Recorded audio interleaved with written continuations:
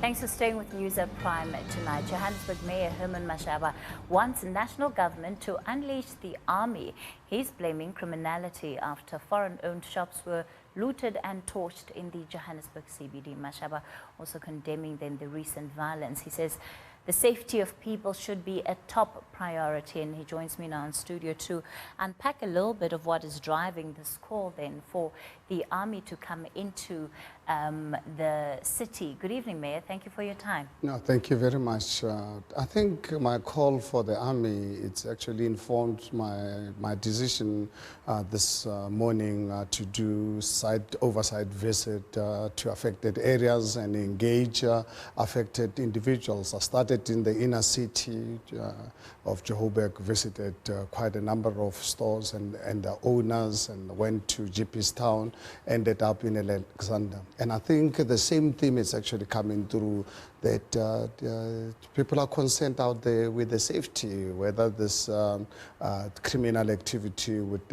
actually emerge again. And you look at the South African police and JMPD, I mean, there's just no capacity to be dealing with this incidences all over the country. And I believe very strongly that we have the responsibility to protect first lives, and secondly protect the property.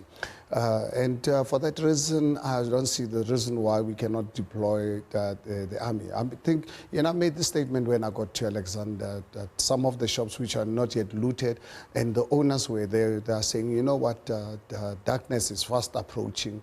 What's going to really happen, because we suspect these criminal elements are going to be coming back. And that's when I gave a call to Premier Makura. I had a long discussion with him to say, Premier, I'm really appealing to you. Please, can you talk to national government to provide protection?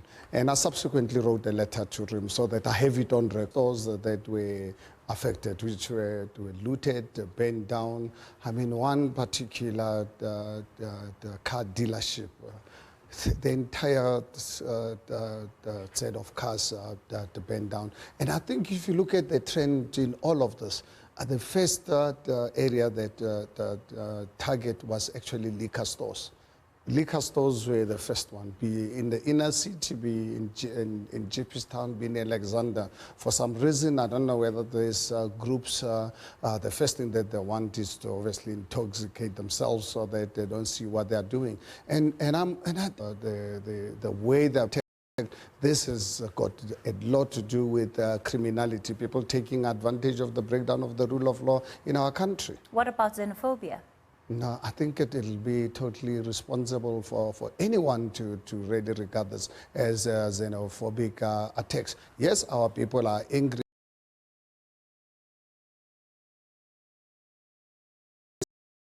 Illegal activity happening, and I'm sure you're aware that Cathy, a few weeks ago, I wrote to Parliament asking for intervention with Home Affairs. I wrote to Parliament asking for intervention with our National Prosecuting Authority, because for the last 2.5 years, I've really been crying for help as a city of Johannesburg, because we've got limited powers. So you don't think that this violence at all exhibits any forms of xenophobia?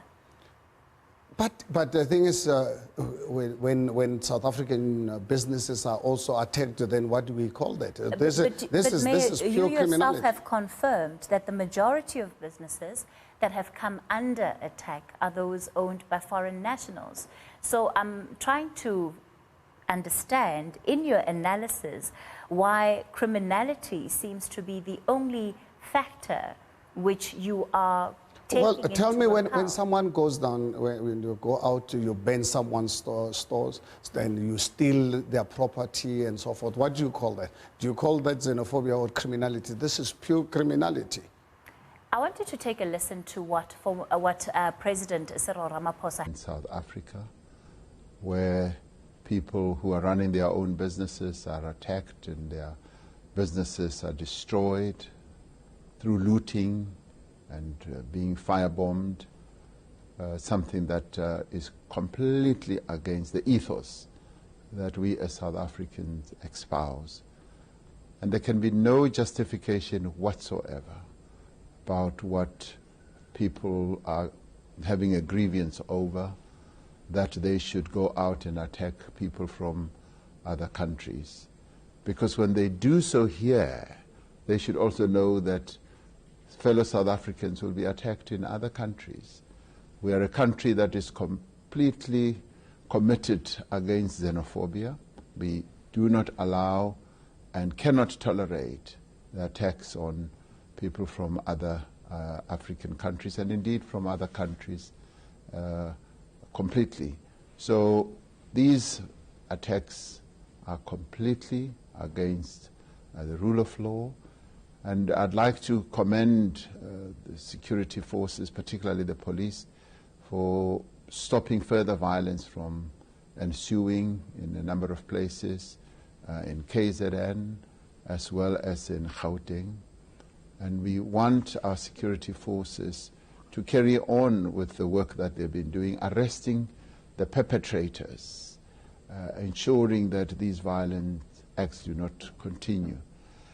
I'm going to be convening the ministers in the security cluster today to make sure that we keep a very close eye on all these acts of wanton violence and find ways of stopping them.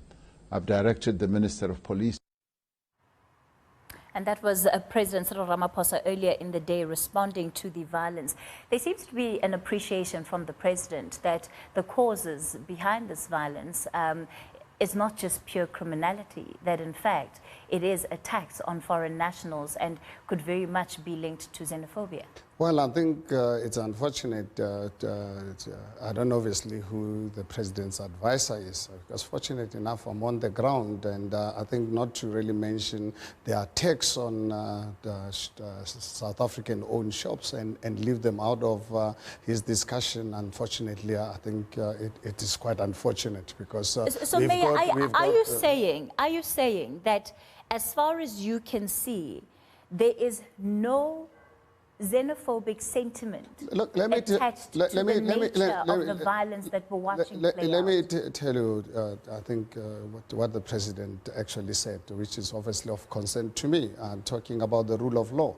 I'm sure you're aware, Cathy, since 1st of December 2016, I've been raising, because people anywhere on the ground. Some of your colleagues from Newsroom Africa were with me on the ground talking to the residents, quite concerned about the knowledge of South Africans about these attacks beforehand. And we did nothing. Whereas we have the intelligence department, we have home affairs, we've got South African police services and so forth. So we're not a country without laws. All right, we'll continue our conversation in a moment then. You're live on News at Prime. I'm in conversation with Johannesburg Mayor Herman Mashaba. We'll continue to interrogate then some of the views that he's expressed, particularly in the media in the last 48 hours or so in focus. And our reporter Sipakema is also out on the East Rand for us. We understand that violence is also flaring up there tonight. So we'll take you live to Sipa2 to give us a situation of what she's observing on the ground there. For now, we'll take a short break. I'm back with your headlines and we continue our conversation with Joburg Mayor Herman Mashaba.